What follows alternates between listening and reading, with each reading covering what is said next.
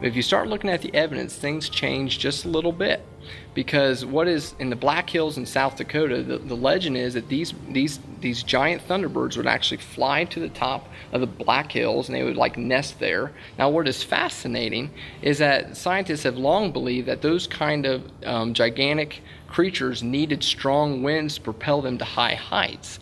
And so in the west, where you have these gigantic thunderstorms, it is really postulated these gigantic pteranodons would catch thermal updrafts of these storms that would lift them to the top of places like the Black Hills. So from an Indian's perspective that is trying to pull meaning from the things in nature, they would look at these what they would call thunderbirds and go, wow, they are bringing thunder. But it's actually what's really happening is that it's the thunderstorms that are actually bringing the pteranodons.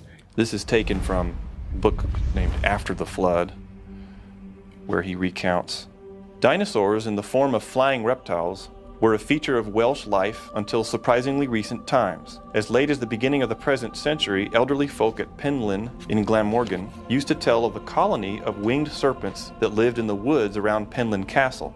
As Mary Trevelyan tells us, the woods around Penllyn Castle, Glamorgan, had the reputation of being frequented by winged serpents, and these were the terror of old and young alike. An aged inhabitant of Penllyn, who died a few years ago, said that in his boyhood the winged serpents were described as very beautiful.